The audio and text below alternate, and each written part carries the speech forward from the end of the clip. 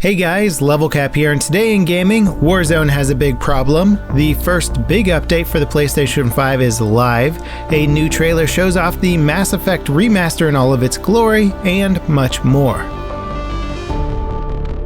Yesterday, Activision finally gave us a date for Warzone's end-of-season event. We expect the Battle Royale's map to get nuked and replaced with a 1980s-themed version of Verdansk. That event kicks off on the 21st at 12 p.m. Pacific Standard Time. Raven, the current developers of Warzone, also announced a new ban wave of 30,000 cheaters. That brings the game's total number of bans to nearly 500,000. Activision also confirmed that they issue hardware bans for repeat offenders. And while that's all well and good, the true extent of what cheaters can do in Warzone is probably way worse than anyone realized. A video popped up on social media yesterday of a Warzone cheater being spectated. The cheater has automatic live pings, night vision goggles, an aimbot, wall hacks, and has been actively cheating for at least 5 months. We've seen cheats that let players aimbot and wall hack before, but the clip demonstrates a new level of its absurdity. It really begs the question, what are Activision and Raven doing to prevent these sorts of exploits? These cheats aren't just manipulating stuff accessible to normal players to gain an advantage, they are complex and deep exploits that give players access to unintended mechanics and items. These exploits are egregious. They are quite literally game-breaking. The developers being unable to wall the game off properly is just remarkable. It's also worrying for Warzone's future. It's really hard to quantify the environment of Warzone multiplayer if these cheats are widespread. Warzone is a live service game that's actively getting support. It's on the precipice of a major update, but these exploits are the kind of stuff that you'd see if you went back to play an old Call of Duty game like COD 4 on PC, which has very little support. It is broken. As Season 3 approaches, the list of complaints about Warzone only seems to be getting longer.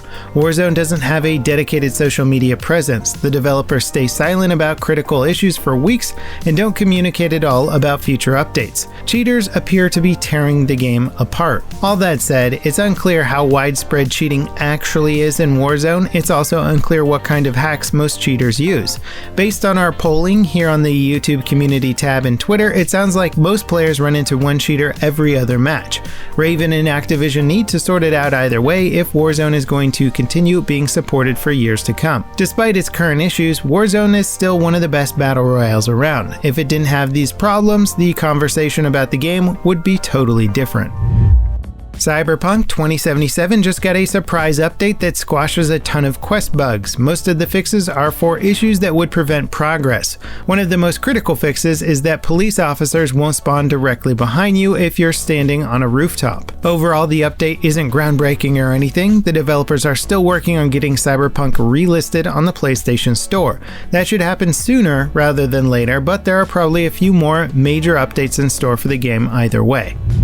The first major update for the PlayStation 5 is live. It adds a few big features. The first is an automatic toggle for HDR when it's supported. Previously, your options were off or always on. Now the console will automatically detect HDR support content and enable it. 1080p 120Hz monitor support has been added. HDMI support has been expanded to include a one-touch play option. Basically, whatever you have your PlayStation 5 plugged into via HDMI will turn on if you turn the console on, assuming it's supported. It also works in reverse. If you turn your TV off, the PlayStation 5 will enter rest mode automatically. Probably the most exciting new feature is the ability to transfer installed games to a USB drive. You'll still need to download and install the games to the PlayStation 5's internal storage, but once you do that, you can move them back and forth at will. BioWare released a new trailer showcasing side-by-side comparisons of Mass Effect Legendary Edition with each game's original version. The results are incredibly impressive in some cases and a solid upgrade in most others. Across the board, lighting, character models, and environments are all improved to a noticeable degree. The only potential concern is that the remaster seems to strip some of the personality away from the visual design of certain areas. Legendary Edition launches on May 14th for all platforms. The Oculus Quest 2 is getting official wireless PC support. Currently, you need an Oculus Link cable to play PC VR titles in the Quest 2. The best part about this upgrade is all you need to do is update the Oculus software. You will need to have a solid Wi-Fi network, of course. The official update that adds Oculus AirLink will be out soon. The update will also include a beta feature that runs the Oculus Quest 2's display at 120 Hz. Considering that one of the biggest hindrances to a fun VR experience is managing that cable tether, this update is huge. Microsoft Flight Sim's latest world update overhauls several European locations like France, Belgium, and the Netherlands. One of the biggest improvements is the addition of a custom 3D model for the Eiffel Tower. It looks incredible in the trailer. You can download the update right now and check out all of the new locations and updated models. The update adds 100 new airports and 100 new landmarks as well. Rainbow Six Siege is getting an intergalactic update tomorrow. It's a crossover with Rick and Morty that offers cosmetic themes around the show. There's a Pickle Rick charm, the Pickle Rick rat suit, a portal gun attachment skin, and more. There are 2 bundles available in the crossover, and they're about 2,100 R6 credits each.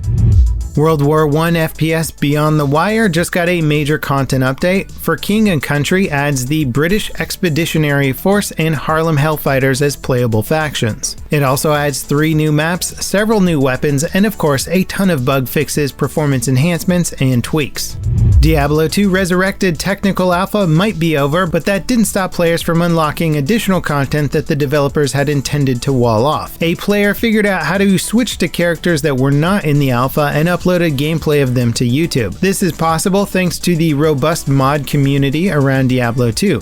The remaster will support modding and also exposes more data for modders to use. So expect a lot more than just mods that unlock content when the remaster launches. The Unity game engine is getting native DLSS support. DLSS is NVIDIA's AI-based upscaling that lets you run games at sub-native resolution without sacrificing quality, all while gaming at a massive performance boost. It's proven to be an incredibly powerful and transformative feature, especially for gamers with ray tracing. Native support in Unity will make it much easier for developers to implement DLSS. Without native support, developers would have to build support into the game manually, which can take a ton of time and resources. DLSS will be available to Unity devs by the end of the year. Unreal Engine also has a native DLSS plugin that launched recently. Before we get to our final story of the day, check out our poll about cheating in Warzone. There's a link in the description and a pinned comment that will take you right there. The upcoming arcade brawler Teenage Mutant Ninja Turtles Shredder's Revenge just got a new gameplay trailer. The game is a spiritual successor to the classic Teenage Mutant Ninja Turtles brawler like Turtles in Time. It looks like a faithful recreation of the game's combat and visuals while also updating everything with modern effects and controls. Shredder's Revenge has also been confirmed for the Nintendo Switch. It doesn't have a firm release date yet. And that wraps it up for today in gaming. Thank you guys so much for watching, and I'll see you next time. This is LevelCap signing off.